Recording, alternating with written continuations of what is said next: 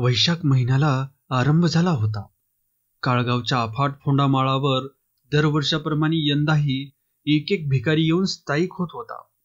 एखाद्या महावृक्षावर पाखरांचा कळप उतरावा तद्वत रोज 10-5 भिकारी येऊन तो माळ गजबजत होता.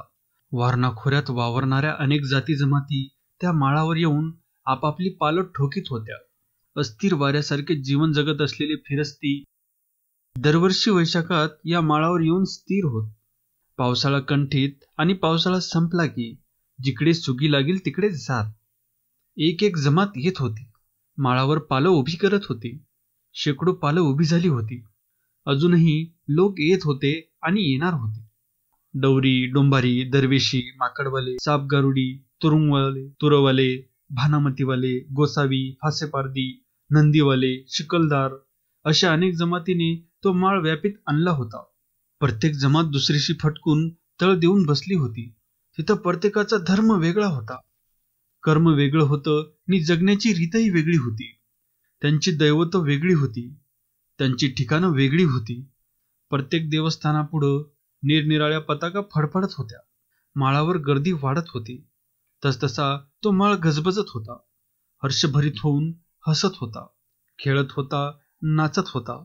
जुन्या ओळखीनं नवा मुगार येत होता. वर्षानंतर ते भिकारी एकमेकांना भेटत होते आणि आनंदित होऊन गळ्यात पडत होते.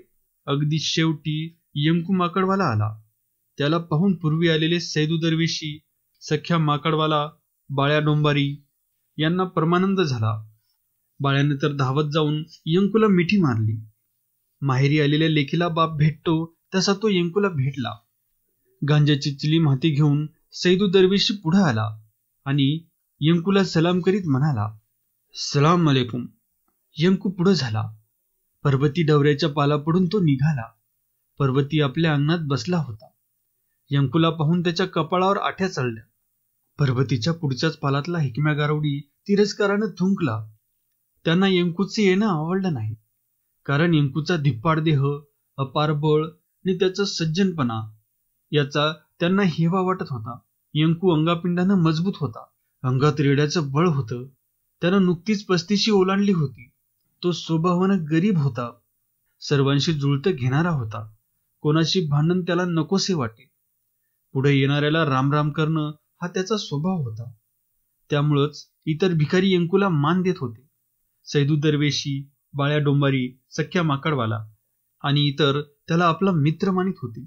यंकू जुन्या दोस्तांना भेटत भेटत पुढे निघाला. त्यानं भेटणाऱ्याची चौकशी केली. बायको मेल्याचं दुःख त्यांना सांगितलं. ते ऐकून दोस्त हळहळले. पोरक्या झालेल्या देखण्या कांडेदार दुर्गाची कीव करू लागले.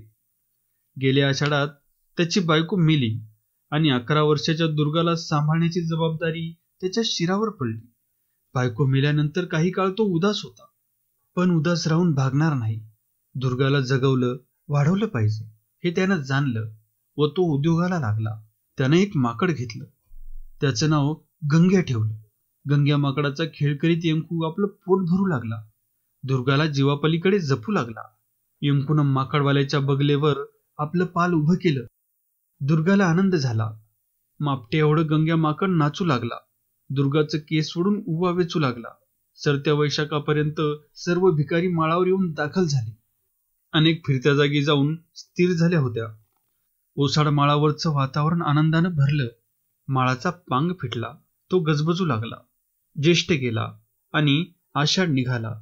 उभा पाऊस वरसू लागला. नेहमीप्रमाणे भिकारी हैराण झाले.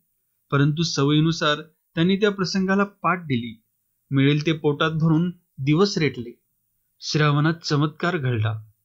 महिला नवा रंग आला. हिरवा मुलामात चढला. ती सुखाचे निश्वास टाकू लागली. शिवार बहरला. पिकं टोलू लागली. गिरक्या घेऊ लागली. जागोजाग भाजी पिकली. मुबलक भाजी, भरपूर पाणी. सरपण यामुळे माळावरचे भिकारी सुखी झाले. उभी पिकं पाहून देवाला हात जोडू लागले. लोकांची पिकं, लोकांचा शिवार, पण त्यांना आनंद होत होता. जग सुखी तर आपण सुखी असा त्यांचा व्यापक जिव्हाळा होता. भाद्रपात पावसानं हात आखडला. मातीत मोती पिकून तो निघून गेला. भिकाऱ्यांना आनंद झाला. ते सर्व नव्या जोमाने उद्योगाला लागले. डवरी, डोंबारी, दरवेशी, सापगारुडी, तुरेवाले, भानामतीवाले, गोसावी, फासेपारधी, नंदीवाले, माकडवाले एकूण एक तयार झाले. दारोदार डवरी डमरू घेऊन डवर घालू लागले. यंकू आपल्या गंग्या माकडाला घेऊन दारोदार हिंडू लागला.